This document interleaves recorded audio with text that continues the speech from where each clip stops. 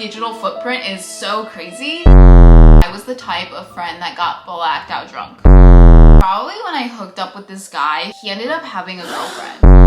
I get my purse back, look inside, my wallet's gone. Some of you may unsubscribe to me after this video. Some of you may think I am creepy. Some of you may think I'm super weird, or some of you guys may love me. Because today I am confessing to all my deepest, darkest secrets. Not that I already don't do that like every other video, but the power is in your hands. I had you guys ask me anything, and today I am confessing it all because last week I asked you guys to share your confessions with me. First of all, we do need to have our tea, aka Olipop. I don't know why I do this to myself every single week. Like, my digital footprint is so crazy. Let's just get on to the first question. It is pretty juicy. Who was the last person you stalked online? I'm really praying it's like my friend or my boyfriend. Oh, it's my aunt. I think I looked her up because it was my cousin's birthday and she like posted on her story of their birthday and I wanted to see what was going on. Should I show the next person though? Al, the baking gal. I love anything baking, cooking. I was just like stalking her videos and watching them last night. Oh my gosh. Okay, it wasn't anybody that bad and it wasn't like I was stalking, like hate stalking anyone. So, do you fake anything on social media? Okay, you know the one thing that everybody thinks I fake is my hanging with strangers videos. Most of the people that I film with are creators, so everyone's like, oh, well, you already knew them. Here's the thing, I actually don't know them. A lot of these people that I'm filming with, yes, they are creators. I've literally never met them in my life before. So technically, I'm not faking it. The purpose of these videos is to get me out of my comfort zone and hang out with people that I've never really hung out with before. It's to encourage the viewers to make new friends and, you know, go out and try new things with people. And the messaging and the purpose, it still stands. Number 3, what's the dumbest thing you've spent money on? Oh, I have a story. When I went to fashion school in New York for the first time, I was coming from Missouri. I had no clue what the vibes were. I didn't know like socially what was going on. I was very naive. And on top of that, I was a social media creator, which adds a layer to like making friends and going to events. It's just a very different thing. And in fashion school, the biggest event of the year is New York Fashion Week. Like everybody wants to go. And I meet a few friends. This is our first time ever hanging out. And they were like, Charlize, we have to go to this New York Fashion Week event. Like, because you're a creator, you can hit them up, they can get us in, which was a little bit fake of them, but I did it and then I got us all in. She's like, Charlize, like, what are you wearing? We have to get you something good. Oh my God, I should not have listened to her. She takes me to Fendi. I have never had like a luxury item in my life. Everything else I've owned has probably been like hand-me-downs from my mom. Everything's like $5,000 plus. And I find the smallest bag there, which is $3,000. I buy the bag. I immediately regret it. I go home to my dorm. I start bawling my eyes out because I'm like, what did I just do? I remember calling my mom and I end up not going to the event because I just did not feel right. I didn't feel right with these people either. Yeah, I returned the bag. Unfortunately, you don't get like cash or credit refund. You get store credit. By the way, I've been to multiple New York Fashion Week events, multiple New York Fashion Week parties. It is not that serious. You can literally get a dress from wherever you shop. You can get a dress from Revolve, Reformation, Princess Polly, and it's fine. Nobody will know. Have you ever seen a random guy and just asked for his number or Instagram? Probably like when I was out at the club or something. I can't remember like a specific moment. I don't know if I've ever asked anybody for their number, but I've definitely ask people for their Instagram. What was the most embarrassing thing you've done in public? The only thing I can think about is my clubbing days back in New York because I was the type of friend that got blacked out drunk. I went out with a few friends and I got completely blacked out drunk, like even before we got to the club. Like at the pregame, I got blacked out drunk. I'm falling all over the place and we end up getting kicked out. They call me an Uber to take me home and the Uber will not pick me up because they see how drunk I am. So they just like see me and they drive by. Safe to say I don't do that anymore. I've learned my lesson. That was kind of tea though. Let me sip my Olipop. I haven't sipped this at all this entire video. What is my craziest relationship story? You all already know I have so many crazy stories. probably when I hooked up with this guy. He ended up having a girlfriend. I found this out through like a friend. They were like, oh, he has a girlfriend. Basically, when I confronted him about it, he like blocked me on everything. And before he blocked me, he like told my friend like, oh, if she tells anyone about this, I will literally blackmail her. Now that I think about it, I'm like, what could he have done? But at that time, I was like 20 years old. I genuinely like thought he was gonna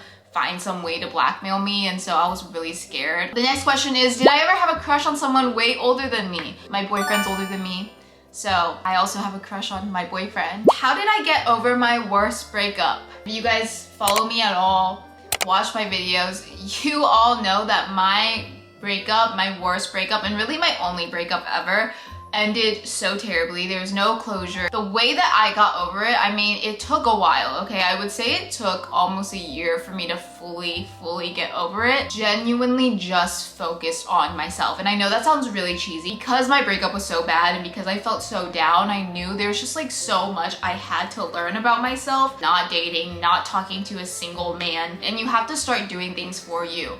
Because when you're in a relationship and you're so like into it, you're doing things like probably for your partner and for the relationship. And now that you're out of it, it's like, okay, let me lock in and date myself and just love myself. I think forgiving that person and forgiving myself for any mistakes I made during the relationships. Maybe I did make some mistakes. Maybe I did lose myself in that relationship, but it's okay because I learned from it. I had so much hate in my heart and just anger, but that was taking up so much energy.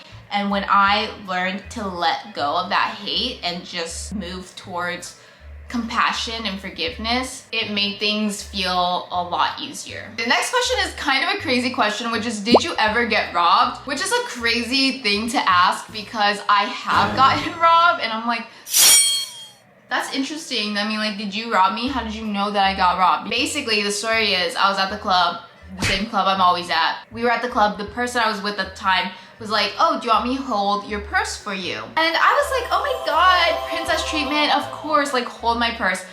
I will never do this again. I'm sorry. I'm never trusting anybody to hold my purse again. I get my purse back, look inside, my wallet's gone. My wallet had my driver's license, college, like key, like to get into my dorm because you needed a key and ID. It had all my cards in it, my credit cards. Now I know, probably shouldn't bring all those things to the club in my purse. I went to the police station in New York to file a police report because that's what you're supposed to do when someone steals your stuff. It was just a terrible experience. Like going to the police station in New York, there was already so many people over there. Like there were people fighting in the station. So moral of the story is if you decide to go out to the clubs, just bring your ID. Next question, how do you talk to guys? Well, I don't talk to guys anymore because I only have one guy. Back then when I was single, ready to mingle, you don't need to have Riz. You just gotta be yourself and be confident going into it. I pulled the most when I tried the least. I tried a little too hard and it might have came off as like really desperate. Because I always see these videos like, how to make him obsessed with you, how to make him think about you all the time. You know how to do that? Is to be yourself. How do you deal with overthinking? I have always been in anxious attachment when it comes to basically anything, but especially with my relationships. I would overthink everything about my life, what other people think about me. I would like assume that people hate me, and it would genuinely keep me up at night. Like when I was in college, I did not get any sleep. Something that really helped me was gratitude. Before I went to bed, I would list out all the things that I was grateful for, which really helped me with my sleeping problem. The other thing I would do is knowing that I can't control certain things, because most of our thoughts that we make assumptions on or we overthink about are just things that we cannot control. If these thoughts happen, like these people like think bad about me, this person cheats on me, this person breaks up with me, what do I do? It is definitely something that you have to continuously practice, because as an overthinker, I know like sometimes even if you try to like be grateful or know that these are things that you cannot control, they still consume you, which is why it's like an everyday practice that you have to do. How do you stay confident when people criticize everything you do? When I started social media, any form of criticism, any comment would really bother me. The longer I've been doing this, the more I realize that you could be doing everything right and people will still have something to say. As long as you know your truth, you know your purpose, you know your values, you know that you are a good person, what people say will not change that. And this is why I also think it's important to have good friends who you can go to, who support you. The world could be saying all this negative stuff about you, but if you have those friends, then you're good. How do you manage personal struggles? I honestly will say my life coach has made the biggest difference in my life. I've been going to a spiritual life coach for over a year now. I see her twice a month. She's so affirming, she guides me, and it's just nice to have someone like that in your life, which is why I make these videos too, because I know having a coach or a therapist is not